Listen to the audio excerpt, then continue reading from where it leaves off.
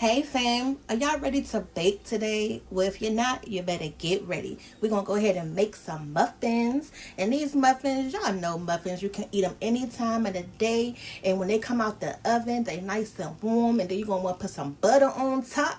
Whew. Ho, ho, ho!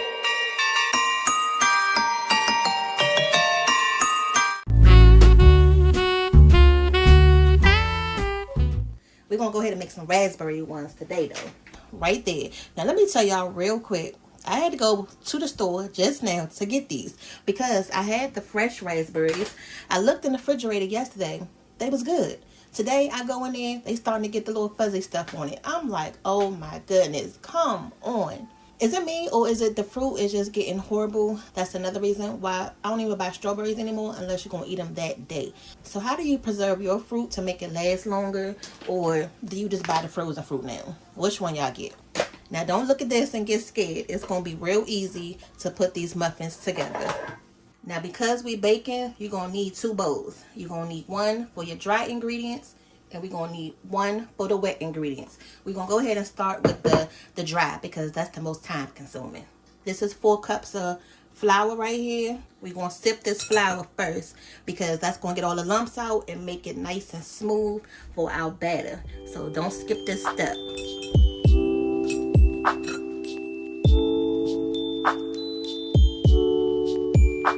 And you're going to need some baking powder. We're going to use 1 teaspoon. So that's 1. And then now for the salt, 1 teaspoon. And I always tell you, don't freak out with the salt when you're baking. That's just going to add some balance to the dish. So that's 1 cup of sugar. And the same thing for the brown sugar. And that's packed brown sugar. So I packed it in there good. We finally was able to get a whisk. So this is going to make things a lot easier in the kitchen again. This is a lot of flour. So I'm just trying to get this incorporated good. Alright, so that looks good. Let's go ahead and start the wet. We got 4 eggs here. And I'm just going to crack everything into this measuring cup. And these eggs are room temperature. Now for the wet ingredients, you got to do some prep work. I always tell y'all the prep work that you got to do in the beginning. So your eggs have to be room temperature. And then we also have some whole milk right here that's also room temperature. So make sure y'all do that ahead of time.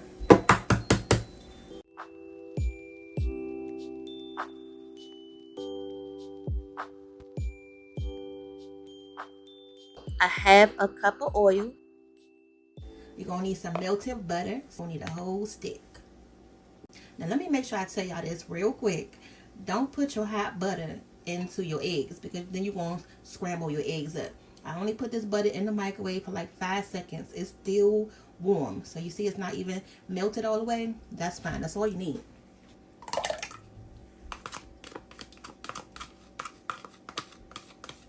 Look, you're going to mess up your wet batter before we even have a chance to put it all together. So this is the vanilla that we're using. We're going to need 1 tablespoon. Here we go, y'all. Here we go with the mess. Alright, there we go. This is 1½ cup of milk. So I'm still trying to get used to the measurements. You know, when you got to double up something. So how do you guys remember the conversions when you're baking? So 1/4 cup times 2 or 3/4 cups times 2. Like, what's the easiest way you learn how to do it? Okay. So there we go. Look, you got to have your elbow room. Look, that measuring cup wasn't giving me no room to mix it. And you just want to mix this until all of the eggs get incorporated. Look, I almost forgot. The last thing we're going to add to this is some lemon zest. Because if y'all don't know, fruit and lemon goes together. So it's going to give it a nice little fresh taste to it. You're going to take a whole lemon just like this. You're going to grab your grater. You're going to use this part of the grater. And you're only going to get the flesh of that lemon off. So I'm just going to like graze it. That's it. Just graze it. And you can just, you know, run it back and forth.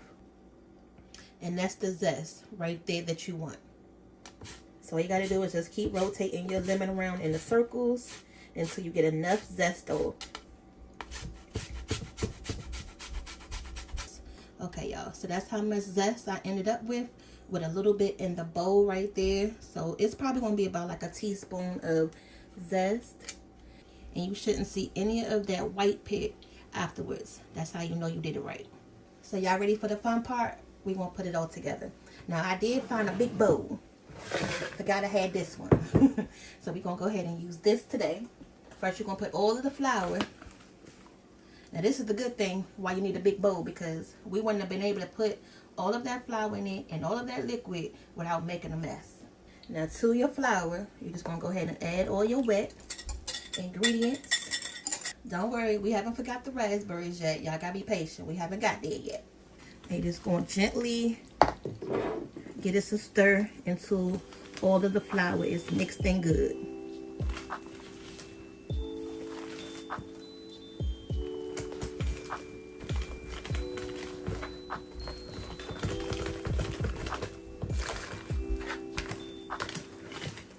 Look, baking is fun once you actually get the hang of it.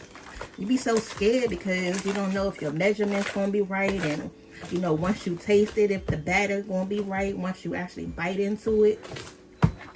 So we're trying to bake more on this channel, you guys. I hope you are going to be excited for that, for all the bakers out there.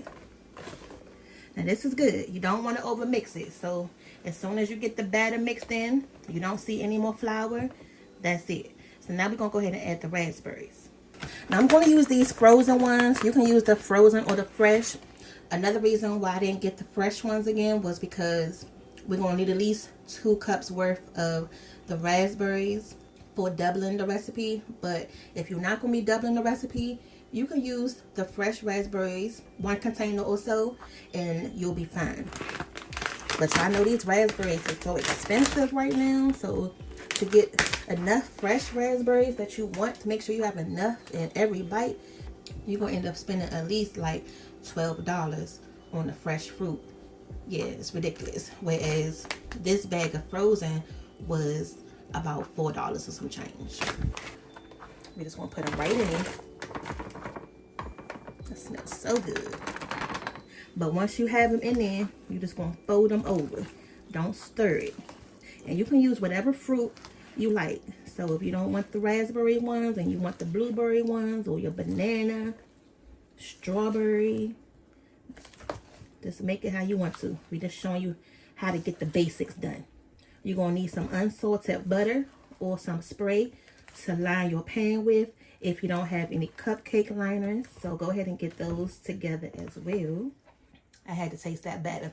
And it's good too.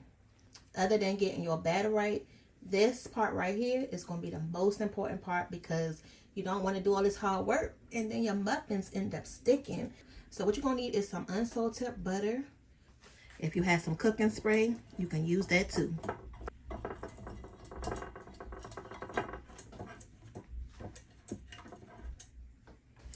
If y'all don't have a measuring scoop, but you have a 1/4 cup measuring cup, just use that.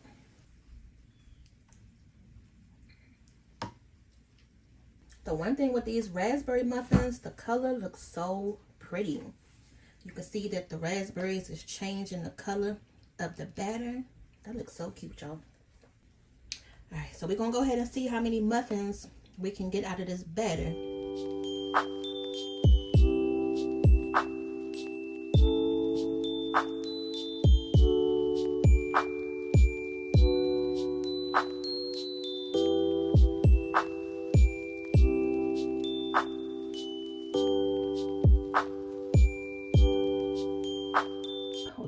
Take them out of this so it can cool down. But before we do that, anytime you take something out the oven that's homemade, what you think you got to do to it first? That's right. We'll go ahead and take some of that melted butter that we use to put them in the oven with, and we just going to go right over the top.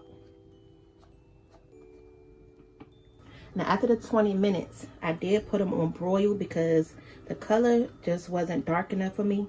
So put them under the broiler for about 5-10 minutes, if that, until they get this color, and then take them out.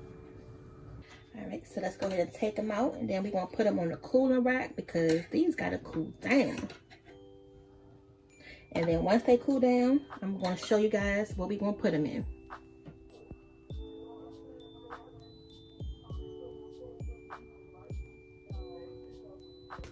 A big old bowl of raspberry muffins.